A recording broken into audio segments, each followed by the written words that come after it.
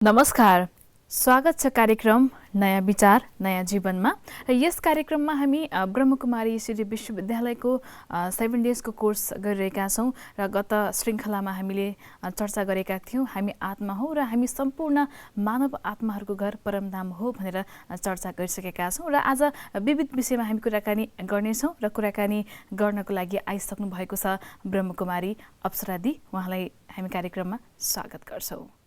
दिदी, हजुरलाई यस कार्यक्रममा स्वागत छ। ओम शान्ति। ओम शान्ति। र दिदी, हामीले गत श्रृङ्खलामा कुराकानी गऱ्यौँ आत्मा र हामी सम्पूर्ण आत्माहरूको घर परमधाम हो भनेर कुराकानी गरिसकेका छौँ। अब हामी कुन कुरामा चाहिँ अगाडि बढ्छौँ दिदी? दोस्रो लेसन भनेको राजयोग मेडिटेसनको दोस्रो पाठ भनेको रियलाइजेसन अफ गड्स पावर, परमात्मा शक्तिको अनुभव। हजुर। अब यो चाहिँ हामी राजयोगको कोर्स गरिरहेका छौँ, यो 7 दिनको कोर्स। हजुर। र यो कोर्समा आज हामी परमात्माको परिचय, परमात्माको शक्तिको रियलाइज गर्न, शक्ति पाउनको लागि अथवा भगवानसँग भेट हुनको लागि सबभन्दा पहिला हामी यो कोर्समा चाहिँ परमात्मासँगको परिचय, परिचय जबसम्म हुँदैन तबसम्म स्नेह र स्नेह हुँदैन। स्नेह नभएपछि के हुँदैन, शक्तिको आदान प्रदान पनि हुँदैन। जस्तो तपाईँको मेरो नै कुरा गरौँ, तपाईँको र मेरो परिचय थिएन, बाटोमा देखे पनि तपाईँ र म बोल्थ्यौँ त? बोल्थेनौँ। कति मानिसहरूसँग हाम्रो परिचय नै छैन, हामीलाई बाटोमा हिँड्दा कोही वास्तै हुँदैन। जहाँ परिचय हुन्छ, परिचय भएपछि हामी स्नेहको साथ बोलिन्छ, भेट गरिन्छ, गाढा हुँदै जान्छ, कुराकानी हुन्छ, लेनदेन चल्छ, होइन? र आज परमात्मासँग परिचय नभएको हुनाले मानिसको सम्बन्ध परमात्मासँग छैन र परमात्मासँग प्यार पनि छैन। आज हेऱ्यो भने एक मानिसको अर्को मानिससँग कति प्यार छ, एकै क्षण भेट नहुँदा पनि कयौँ पटक फोन हुन्छ, एसएमएस हुन्छ। तर भगवानसँग चाहिँ भगवानलाई स्मरण गरौँ, सम्झिनुहोस् भन्यो भने कोही दुःख परेको बेलामा या त कोही ठुलो पूजापाठ भएको बेलामा मात्रै हामीले परमात्मालाई सम्झिन्छौँ, होइन? किनकि परमात्मासँग कोही हाम्रो स्नेह पनि छैन। कति मानिसले त परमात्मालाई विश्वास पनि गर्नुहुन्न र मान्दा पनि मान्नुहुन्न, र कसैले फेरि म परमात्मालाई बिलिभ गर्छु सम्म पनि भन्नुहुन्छ। भनेपछि आज संसारमा परमात्माको विषयमा नै यति धेरै मतहरू, यति धेरै विचारहरू, यति धेरै धर्महरू, हेर्नुहोस्, भनेपछि परमात्माको बारेमा यति धेरै कुराकानीहरू छ भने परमात्माको सत्ता, परमात्मा सत्ता अस्तित्व कहीँ छ होला नि। हो, त्यही त हामीले हुन्छ नि, यहाँ विभिन्न धर्महरू छन्, होइन? र अब क्रिस्चियनहरूले क्राइस्टलाई गड मान्नुहुन्छ, जस्तो हाम्रो हिन्दूहरूले चाहिँ अब राम लक्ष्मी, होइन, विभिन्न चाहिँ देवी देवतालाई चाहिँ भगवान मानिरहेका हुन्छौँ, होइन? यो धर्मको नाममा चाहिँ एकदम यति धेरै धर्म भयो कि को राइट हो, को रङ हो, र कसलाई चाहिँ एउटा रियालिटीमा गड मान्ने भन्ने कुरामा नि हामी आफै कन्फ्युज भयो। त्यसको बारेमा पनि हामी डिटेलमा चर्चा गर्नेछौँ। अमेरिकामा एकपटक के भयो अरे भने एउटा ठुलो कन्फरेन्स भयो अरे, र त्यो कन्फरेन्समा यो संसारमा भगवानको अस्तित्व छैन भन्ने विषयमा प्रवचन गर्नुपर्ने, साइन्टिस्टले बोल्नुपर्ने, अनि त्यसपछि दार्शनिकले, अनि धार्मिक व्यक्तिले। धार्मिक व्यक्तिले बोल्दा, भाषण गर्दाखेरि यो संसारमा परमात्माको अस्तित्व छ भनेर बोल्नुभयो। दार्शनिकले बोल्दा पनि यो संसारमा परमात्माको अस्तित्व छ भनेर बोल्नुभयो। लास्टमा साइन्टिस्टले बोल्दाखेरि यो संसारमा परमात्माको अस्तित्व छैन, किनकि साइन्सले हर कुरालाई प्रुफ गरेर हेर्छ नि। अणु, किनकि अब हामीले हिन्दू धर्ममा कण कणमा परमात्मा व्याप्त हुनुहुन्छ भनेर हामीले सानैदेखि सुन्दै आएका थियौँ। अब उनीहरूले त्यो कणलाई पनि, एटम, अणुलाई, परमाणुलाई पनि विभाजन गरेर हेर्दा त्यहाँ परमात्माको अस्तित्व नदेखेपछि यो संसारमा परमात्माको अस्तित्व छैन भनेर मान्नेपछि सारा जनताले ताली बजाए, किनकि यो नयाँ विषय थियो। त्यो कार्यक्रम चाहिँ यति राम्रोसँग सम्पन्न भयो। लास्टमा उहाँले के भन्नुभयो भने यो संसारमा परमात्माको अस्तित्व छैन भन्ने कार्यक्रम यति राम्रोसँग सम्पन्न भयो, थ्याङ्क्स गड भनेर भन्नुभएछ। अचानक उहाँको मनबाट, मुखबाट त्यो शब्द निस्केछ। किन भन्दा, किन निस्क्यो त्यो पनि कारण छ। हरेक मानिसभित्र तीनवटा मन छ, एउटा conscious mind, subconscious mind and supra conscious mind, होइन? यो सुप्राकन्सियस माइन्ड चाहिँ कहिले जाग्छ त भन्दा मानिसलाई जब एकदमै ठुलो एउटा सरप्राइज भयो भने अथवा दुःख भयो भने केही सिप लागेन भने अथवा कुनै पनि टाइम चाहिँ मानिसभित्र सुतेको जो चाहिँ सुप्राकन्सियस माइन्ड चाहिँ कहिलेकाहीँ जागृत हुन्छ। एज अ नर्मल अवस्थाभन्दा अलिकति हाई भएको बेलामा हो त्यस्तो बेलामा पनि मानिसको सुप्राकन्सियस माइन्ड चाहिँ ओ माई गड भन्छ नि मान्छेले कहीँ अनि के आपद विपद पनि ओ माई गड कति शब्दमा हामी भन्दछौँ कि दुःख पर्यो भने पनि मान्छेले ओ गड भन्छ होइन। अचानक अब खुसीले एकदमै धेरै खुसी भयो भने ओ माई गड मतलब कि एक्साइट भएर पनि त्यो चाहिँ सुप्राकन्सियस माइन्ड चाहिँ जागृत हुन्छ।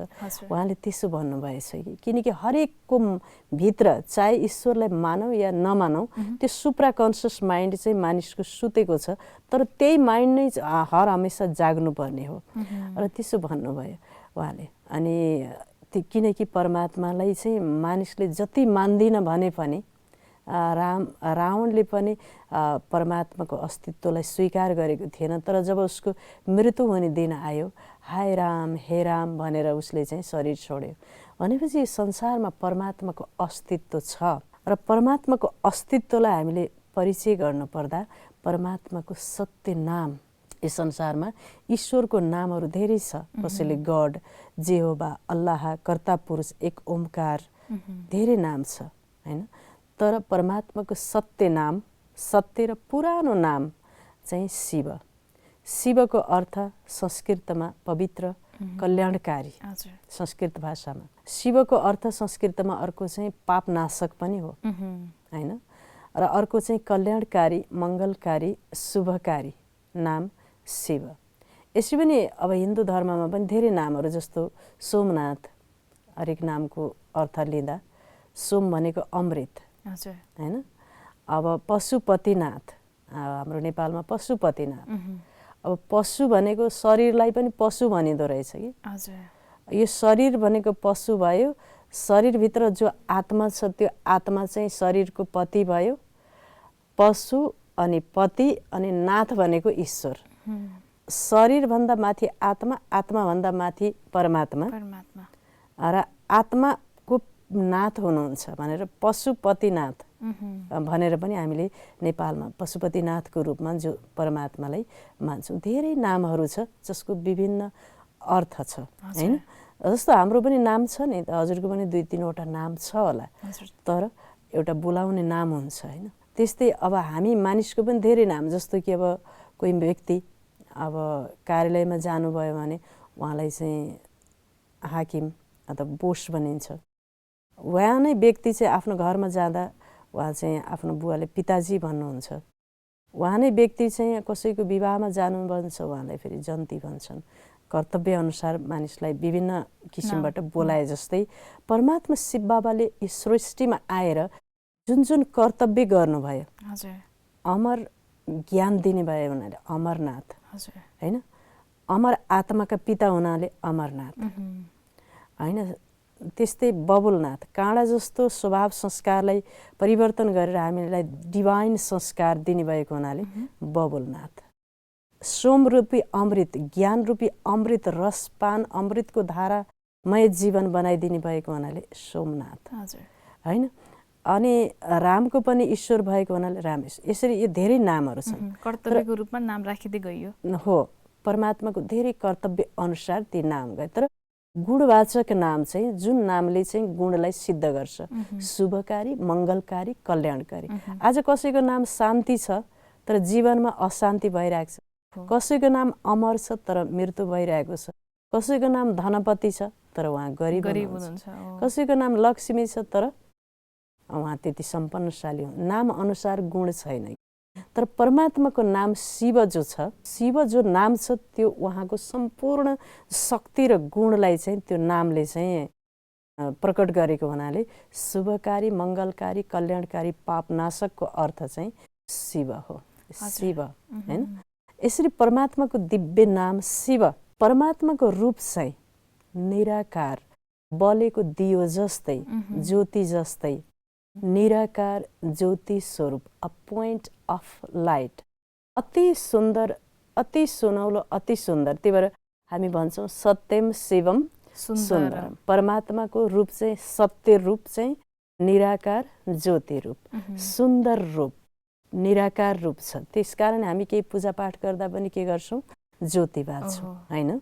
ज्योति बालेर त्यो ज्योतिलाई हामीले नमस्कार गर्छौँ।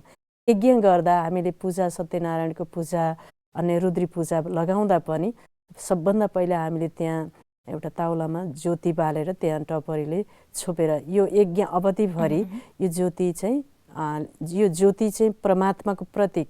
यो ज्योतिले हामीले गरेका सम्पूर्ण यज्ञ कर्महरूलाई एउटा अधिष्ठाताको रूपमा हेरिरहेको छ साँची भएर भने उहाँलाई साँची मानेर हामीले सम्पूर्ण यज्ञका कर्महरू गरिरहेका हुन्छौँ, होइन?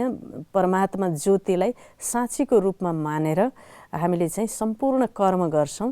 र साथसाथै हुन्छ नि मानिस मर्दा पनि होइन त्यहाँ चाहिँ एउटा दियो बाल्ने चलन हुन्छ 13 दिनसम्म। 13 दिनसम्म त्यहाँ पनि ज्योति बालिन्छ, ताकि त्यो ज्योति जो परमात्माको दिव्य ज्योतिको प्रतीकको रूपमा कहीँ त्यो आत्मा अन्धकारमा नभट्कियोस्, दुःख नपाओस् भन्ने उद्देश्यले पनि त्यहाँ पनि हामीले ज्योति बाल्छौँ।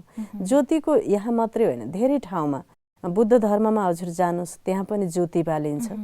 अनि त्यहाँ चाहिँ दीप ज्योति भनेर 108 बत्ती हुन्छन् र मूल ज्योति भनेर ज्योति बालिन्छ। बुद्धको मूर्तिको अगाडि पनि ज्योति बालिन्छ। त्यस्तै अब क्रिस्चियन धर्ममा गड इज लाइट भनेर ज्योति क्यान्डल बालिन्छ, मोमबत्ती बालिन्छ। अन्य धर्ममा पनि ज्योतिको महत्त्व छ, होइन? दीपशिखा भनेर पनि कहीँ पारसी धर्ममा, अन्य धर्ममा पनि ज्योति बालिन्छ। किनकि ज्योतिको संसारभर महत्त्व छ, किनकि परमात्माको दिव्य रूप चाहिँ ज्योति रूप, निराकार रूप, पोइन्ट अफ लाइट, शिव बाबा। हामीले ओम शान्तिमा चाहिँ बाबा भन्छौँ। बाबा मिन फादर, होइन? परमात्मा भनेको प्रेमको भाषामा, प्यारको भाषामा हे ईश्वर भन्दा पनि हाम्रो साइनो अलिकति टाढा होला। एउटा प्यारको भाव, किनकि भगवान्लाई हामीले भावलाई भर भन्नुभएको छ कि आफ्नो भित्र, होइन? भावविहीन भयो भने भन्छ नि यिनको त हृदय कति शून्य रहेछ, यिनको हृदय परमात्माको प्रति शून्य भएको रहेछ, कठोर रहेछ। जब जब मानिसको हृदय परमात्मा प्रति ग्लानीले भरिन्छ, विरोधले भरिन्छ, तब तब म आएर अधर्मको विनाश र सत्य धर्मको स्थापना गर्दछु भन्नुभएको छ नि त गीतामा। त्यस कारणले परमात्माको प्रति अनन्य भाव भनेको प्रेम भाव, श्रद्धा भाव, होइन? यो भावले भरेपछि अनि परमात्माको त्यो दिव्य रूप, निराकार ज्योति बिन्दु स्वरूप, पोइन्ट अफ लाइट, जस्तो हाम्रो आत्मा छ। गुड, जस्तो हाम्रो आत्मा निराकार छ, सेम आत्माको फादर, आत्माको पिता पनि ज्योतिको पिता ज्योति, बिन्दु ज्योतिको पिता बिन्दु ज्योति रूप। जस्तो चराको पिता चरा जस्तै, गाईको पिता गाई जस्तै, आत्माको पिता परमात्मा आत्मा जस्तै परमात्मा। यो आत्मा ऊ चाहिँ परमात्मा, सुप्रिम सोल हुनुभयो। यसरी शिव बाबाको रूप चाहिँ निराकार ज्योतिर्मय, सत्यम शिवम सुन्दरम। यस्तो रूपलाई भिजुलाइज गरेर आफ्नो आँखाको अगाडि ल्याउने, आफ्नो हृदयमा परमात्माको त्यो रूपलाई भिजुलाइज गर्नुहोला, होइन? र परमात्मा चाहिँ रूपमा बिन्दु, तर शक्तिमा र गुणमा सिन्धु सागरको समान, सूर्यको समान भनेको छ गीतामा। सूर्य वर्ण भनेको छ कि अणुदेखि लिएर चन्द्रमासम्म संसारको सबै चिजलाई हजुरले हेर्नुहोस्, ती चिजको ओरिजिनल रूप चाहिँ गोलाबमै पाइन्छ कि बाटुलो रूपमा, होइन? बीज रूपमा। जेको पनि बीज हेर्नुहोस्, मानिसको शरीर पनि गर्भभित्र चाहिँ अण्डाकार रूपमै बसेको हुन्छ, होइन? पानीको थोप्लो अनि ढुङ्गा पनि घर्सिँदै जाँदा चाहिँ त्यो गोलाबमै परिणत हुन्छ। यसरी परमात्माको रूप चाहिँ निराकार बीज रूप भनेको छ कि मेरो रूप चाहिँ बीज रूप छ, निराकार रूप, र म परमधाममा बस्छु। म चाहिँ जन्म र मृत्युको चक्रमा आउँदैन। जब जब धर्मको नाश हुन्छ र अधर्म, भ्रष्टाचार, पापाचारको फैलावट हुन्छ, तब तब म आफ्नो कार्य गर्नको लागि, सत्य धर्मको स्थापना, अधर्मको विनाश गर्नको लागि चतुर्युगको अन्तमा भनेको छ कि चतुर्युगको अन्तमा भनेको कलियुगको अन्तमा परमात्माको दिव्य अवतरण हुन्छ। यसरी परमात्माको रूप चाहिँ एउटा बलेको ज्योति जस्तै निराकार।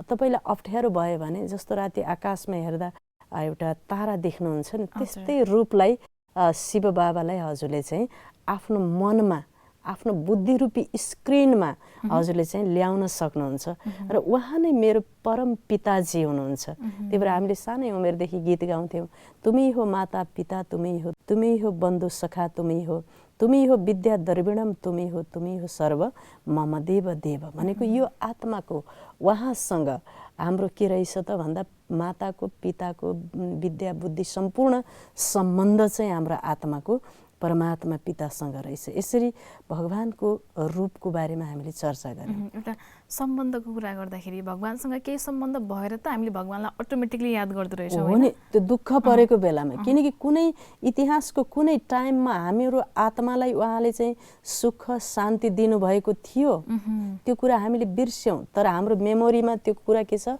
स्टोर्ड छ। त्यही भएर हामीलाई कहिलेकाहीँ चाहिँ के हुन्छ, हे भगवान मलाई सुख शान्ति दिनुहोस् भन्छौँ नि हामी त। अनि एकदम गाह्रो भयो भने पनि मर्न खोज्छौँ क्या फेरि। हो, गाह्रो भएको बेलामा पनि हे भगवान भन्छौँ हामी। किनकि कुनै न कुनै बेलामा, त्यो कुन बेलामा इतिहासको कुन टाइममा दिनुभयो त्यो चाहिँ हामीलाई याद छैन, तर दिनुभएको हो परमात्माले। त्यो कुरा हामीलाई स्मरण छ। त्यही भएर हामीले दुःख परेको बेलामा ओ गड, हे भगवान भनेर चाहिँ हामीले स्मरण गर्छौँ। यसरी परमात्माको रूप चाहिँ निराकार ज्योति रूप छ हैन, पोइन्ट अफ लाइट।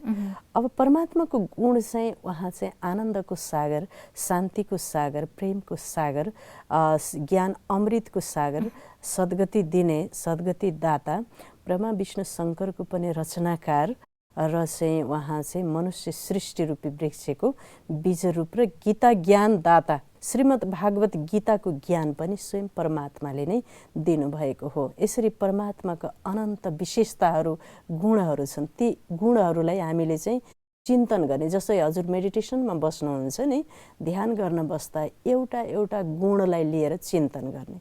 शिव बाबा हजुर आनन्दको सागर, ज्योति बिन्दु, अत्यन्त सुन्दर ज्योति बिन्दु, निराकार रूप, म आत्मा तपाईँको बच्चा आनन्द स्वरूप हुँ। यसरी चाहिँ फेरि हामीले सम्झन सक्छौँ। यो हो परमात्माको सत्य स्वरूप। गीतामा के भनेको छ भन्दा, मेरो स्वरूप अणु स्वरूप निराकार बीज रूप हुनाको कारणले मूढमती मनुष्यले मलाई चिन्न सक्दैन र मलाई व्यक्त भावमा खोजिराख्छ। परमात्माको त्यो रूप चाहिँ अणु स्वरूप। त्यही भएर भनेको छ कि अव्यक्तम व्यक्तिमापन्नम मनन्ते माम बुद्धै परम भावम जानन्तु ममावेय मनोत्तमम। मेरो अव्यक्त स्वरूपलाई हैन मूढमती मनुष्यले जान्न सक्दैन, व्यक्त भावमा मलाई खोज्दछ हैन। व्यक्त भनेको भौतिक रूपमा चाहिँ खोजिरहेको हुन्छ। यसरी परमात्माको रूप चाहिँ निराकार रूप छ, बीज रूप, मनुष्य सृष्टि रूपी कल्प वृक्षको बीज रूप, पोइन्ट अफ लाइट। हेर्नुहोस् न, यति सूक्ष्म एटम बमलाई नै हजुरले हेर्नुहोस्, एटम बम कति सानो छ, तर संसारलाई ध्वस्त गर्ने त्योभित्र शक्ति छ कि छैन? छ, एकदम छ नि त। रुखकै बीजलाई हेर्नुहोस् न, यति सानो सुन्तलाको बिउ हेर्नुहोस्, सुन्तलाको बीज यति सानो छ हैन, तर त्यो सुन्तलाको बीजभित्र हजारौँ दाना सुन्तला कैयौँ वर्षसम्म फल्न सक्ने क्यापासिटी र हजारौँ दाना सुन्तला त्यो बीजभित्र छ कि छैन, त्यसको पावर छ। तर त्यो त देखिँदैन नि बाहिरबाट हेर्दा। जसै त्यो बीजलाई लगेर हामीले धरतीमा रोप्छौँ, त्यसले पञ्चतत्त्व प्राप्त गर्छ, त्यो भित्र भएको अव्यक्त शक्ति चाहिँ निक्लन्छ। त्यस्तै किसिमबाट ज्योति बिन्दु शिव बाबा जो बीजरूप हुनुहुन्छ नि, सुन्तलाको बीज वरको बीज जस्तो बीजरूप, बीजरूप परमात्मा मनुष्य सृष्टि रूपी धरतीमा, ब्रह्मा बाबाको शरीर रूपी धरतीमा जब आउनुहुन्छ नि बीजरूप शिव बाबा, र उहाँको सहायताबाट, उहाँको मानवीय शरीरको सहायताबाट आफ्नो शक्तिलाई यस पृथ्वी लोकमा प्रकट गर्नुहुन्छ। अव्यक्त परमात्माको व्यक्त शक्तिको फेरि चाहिँ पुरा संसारभरि के हुन्छ, प्रत्यक्षता हुन्छ।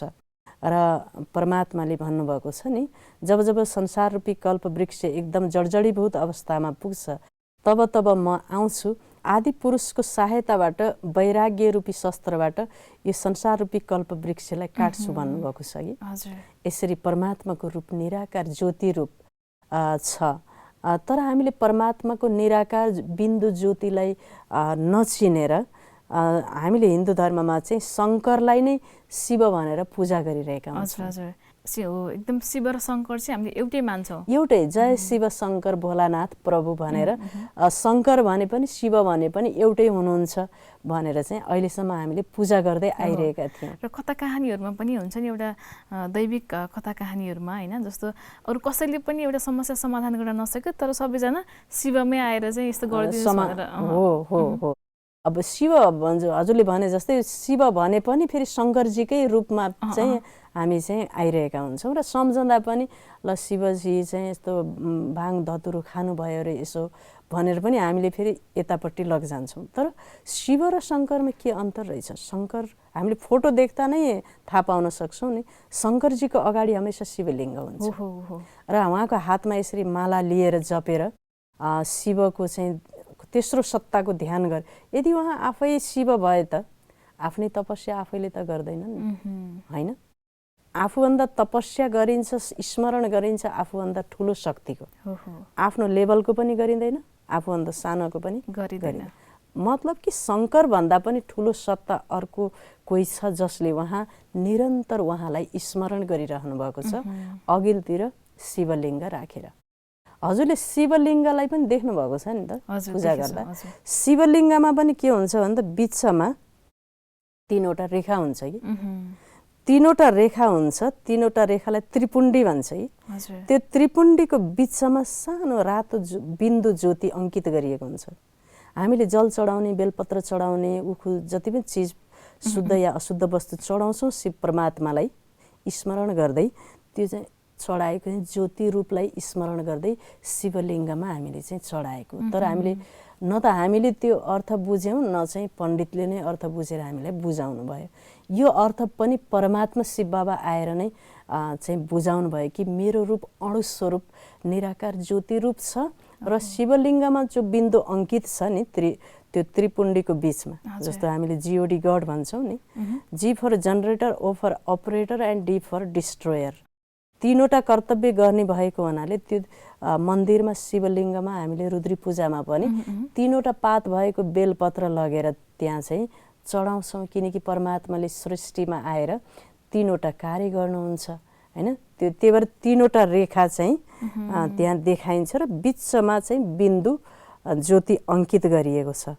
त्यो ज्योति बिन्दु भनेको परमात्माको प्रतीक, 3वटा रेखा भनेको ब्रह्मा विष्णु शङ्करको प्रतीक, ब्रह्मा विष्णु शङ्करको प्रतीकको रूपमा चाहिँ अब परमात्माले ब्रह्मा बाबाको द्वारा सत्य धर्मको स्थापना अथवा ज्ञानको स्थापना होइन, विष्णुको द्वारा स्वर्ग दुनियाँको पालना, उहाँ चाहिँ श्रीलक्ष्मी एन्ड श्रीनारायणको द्वारा पालन पोषण गर्ने र शङ्करजीको द्वारा कलियुगको महापरिवर्तन भनौँ न, यो संसारको एकदमै भयङ्कर ठुलो परिवर्तन चाहिँ शङ्करको माध्यमबाट गर्ने भएको हुनाले 3वटा देवताले को माध्यमबाट 3वटा कार्य गर्ने भएको हुनाले परमात्मालाई हामीले 3वटा पात भएको बेलपत्र लगेर चढाउँछौँ। बेलपत्रको पात 3वटा हुन्छ तर काइनो त एउटै हुन्छ नि, एउटाबाट 3वटा पात निस्केको हुन्छ नि, होइन त।